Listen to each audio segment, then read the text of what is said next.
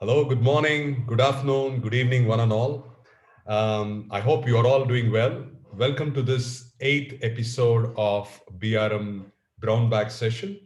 I'm today, the title of this episode is going to be BRM in Aviation. So I'm extremely delighted and glad to have Brian Legacy joining us. Um, from being an IT BRM and works at San Antonio Airport on a daily basis. So let's hear from him as to what he has to offer us about the BRM and his journey. Uh, Welcome, Brian. Thanks for taking some time off today and sharing your perspectives around BRM and your journey. Well, thank you. Thank you very much. Yeah, we'll see what I can do. I'm not sure if I can offer too much. Excellent. So, Brian, tell us for viewers your journey in the last, so many years that you have spent. What have you done so far, and what led you to be a BRM, and the synergy around that? We'll be more than happy to hear from you. Sure. So I guess my career started with the Air Force. Um, I have a background in mechanical engineering. Was an engineer in the Air Force. Um, so always kind of was indoctrinated, I guess, in the aviation world. Um, and then when I got out, um, I kind of followed in the footsteps of my predecessors, and I did the natural transition to become a government design consultant.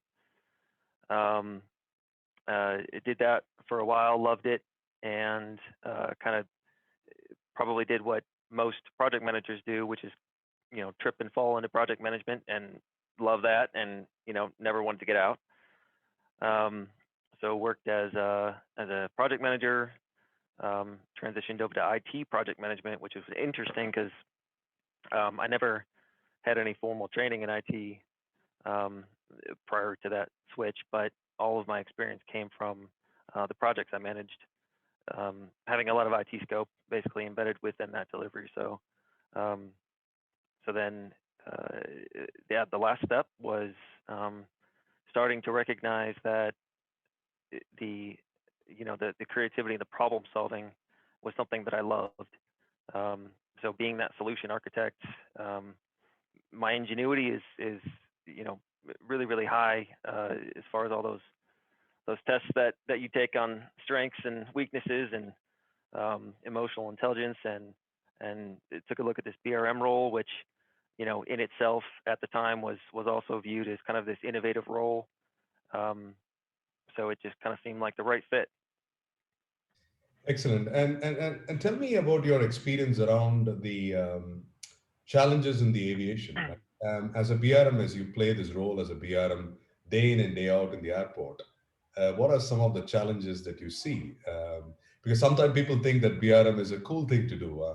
And I just want to make sure that the reality strikes and it is pretty hard. So I wanted to hear from your experiences. It's going to be. Yeah, yeah. It's funny you mentioned that. That was actually one of my concerns when I was first applying. Is I saw some friends doing this, and man, they seemed a little stressed out every once in a while. So, the one thing that I love about kind of what you're doing and what this represents is, these challenges are really universal.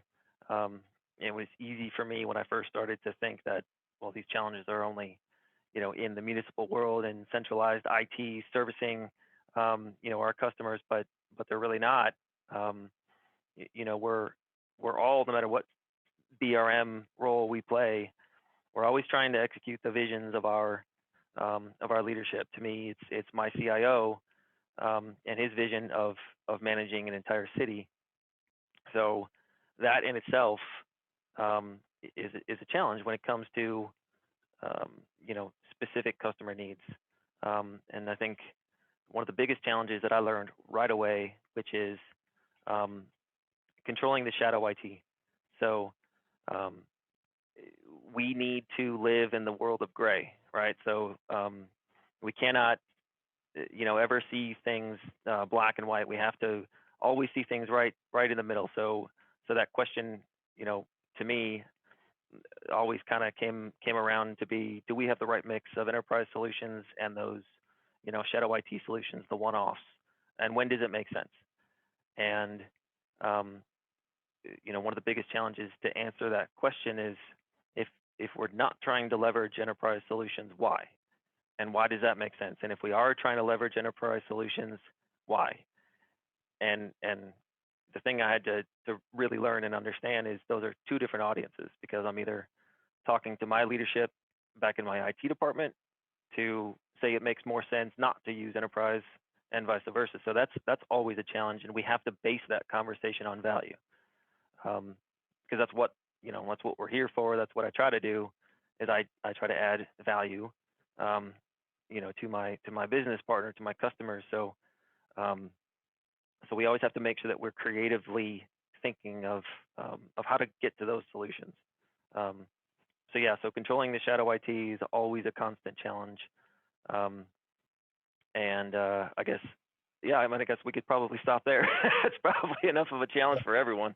And in terms of based on your experience being in the role of the BRM, what do you think are going to be the core skills and competencies that would make this role effective? And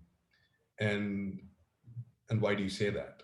If you can throw about some of the Sure. skills and competencies.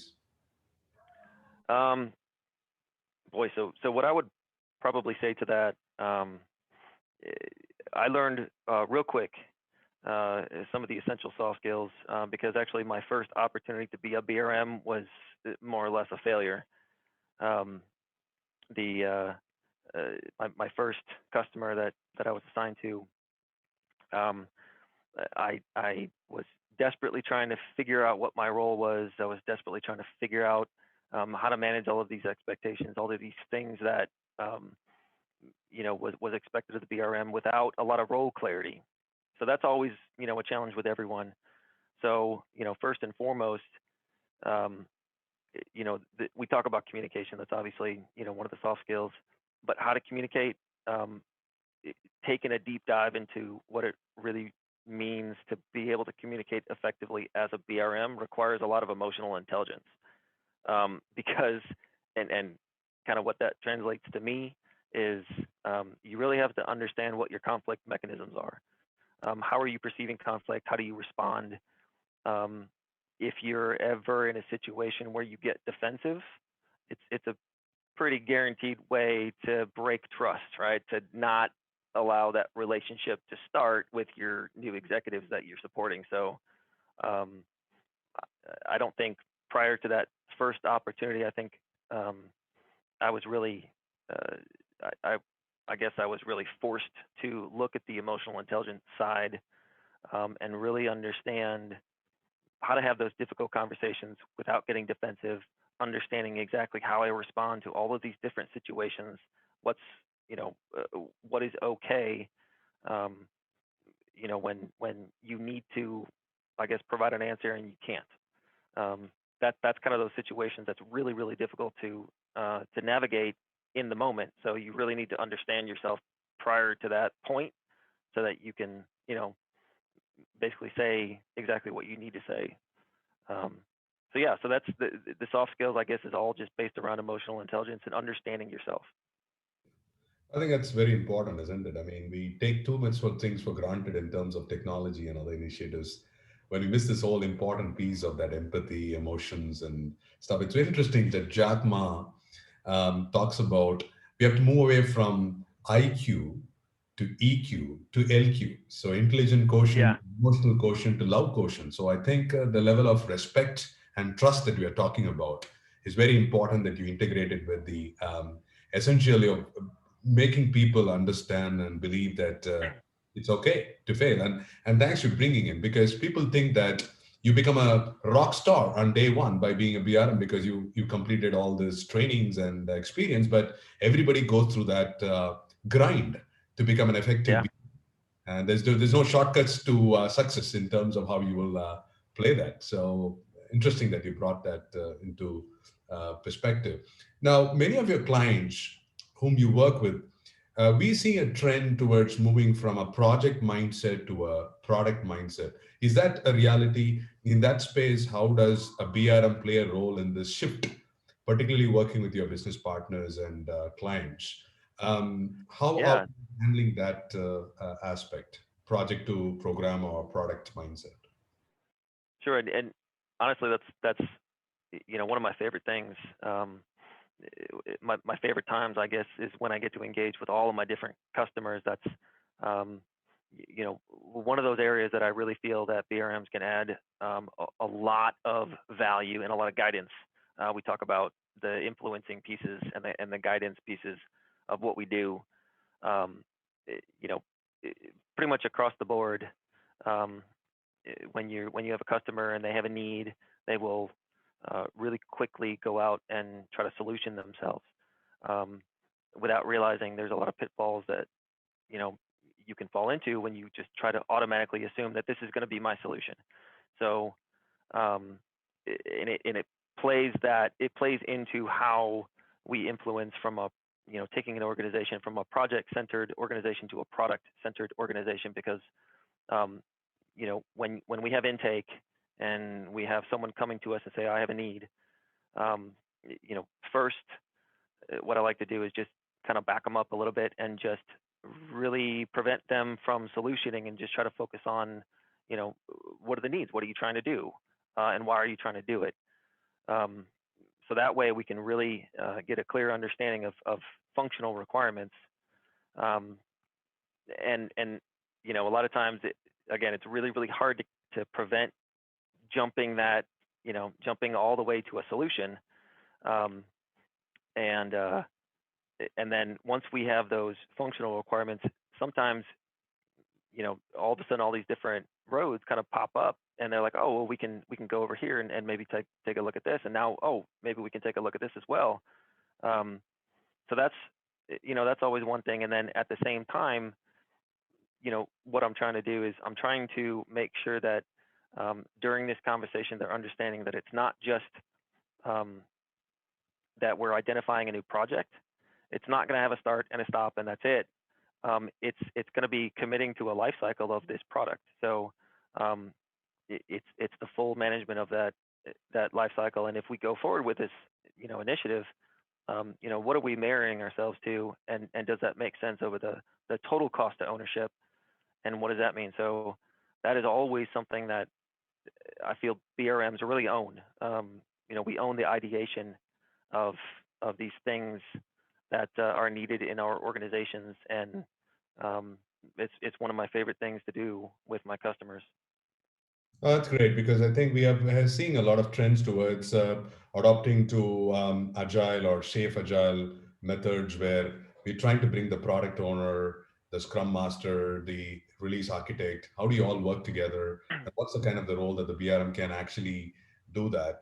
So it's very real that there's a shift between looking at the project towards a product mindset, that everybody is part of the autonomous team to finally deliver Hmm. something of significant value. Now, it's very interesting that you talk about value. One of the things people struggle is on the value management piece, and I'm sure that with our earlier discussions, you have a lot of affinity towards value management and why it is an important area that the BRM should focus. So tell us through some of those experience around how do you navigate through the value management piece, because it's very subjective and very difficult to articulate Yeah. sometimes. So how do you traverse the maze? For me personally, I learned really, really quickly that one of the biggest ways that um, my department adds value to our customers is through project delivery, right? So going back to that piece of project delivery of a new product, um, and where I really, really quickly realized that I fit was um, if we're protecting the investment, right? So if we're buying something new, all along the delivery of that project, I'm making sure that they're just getting the most out of their investment, and it starts with how are we planning it, and making sure that they're understanding from a product perspective, that total cost of ownership, and what is it going to take to make sure that we're using this thing to its fullest potential during that entire time, and then setting up the project manager for success. So that's the other piece that is really really critical. And I don't know if anyone ever taught me enough of our dependency on the project manager. So again, if projects are one of the main ways that we deliver value to our customers, then by default we have to realize this huge dependency on BRM success with project manager success. And what that relationship means is we kind of roll in as a supporting project team member. Um, so we take on the roles that we need to based on the needs of the project manager, because again we kind of rise and fall on the success of each other, right? Um, so really investing time to protect the value of an investment, investing that time into project delivery is really really important. And then at the end of a project, I think you know from my perspective, I take a lot of time and I'm very intentional about making sure that everyone who's going to use this thing, this widget, whatever we bought, um, understands exactly how to use it. So from a training perspective and an acceptance training perspective, um, you know, did that transition happen with enough detail and enough time to make everyone super comfortable with using this thing? Because I live in the world of technology, and there's always this FUD factor, this fear and uncertainty and doubt. And if no one uses it, a $1 million piece of software is worthless as a paperweight on your desk. So that's another, personally, just that's something that I always try to be very intentional about. Is just kind of sticking my nose in that transition piece at the tail end of a project and just making sure everyone is happy, happy from a training standpoint. And I think it's important that to shift that to a value conversations in every conversation with your business partner and other stakeholders. A bit of a challenge happens is when you're becoming very tactical. People really don't talk about value. They're talking about just delivery and timelines and cost. So I think it's sometimes very important to reinforce that element of value at every level. I mean, it's not that you start with a conversation of value, but by the time you percolate towards the end delivery, people have just lost track of what does value look like. So it Right. requires a lot of reinforcement throughout the life cycle to get some meaning around that.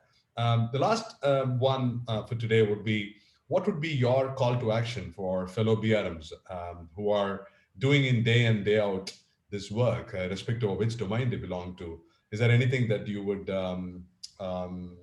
voice out in terms of what they should do and what we can do better as a BRM? Sure.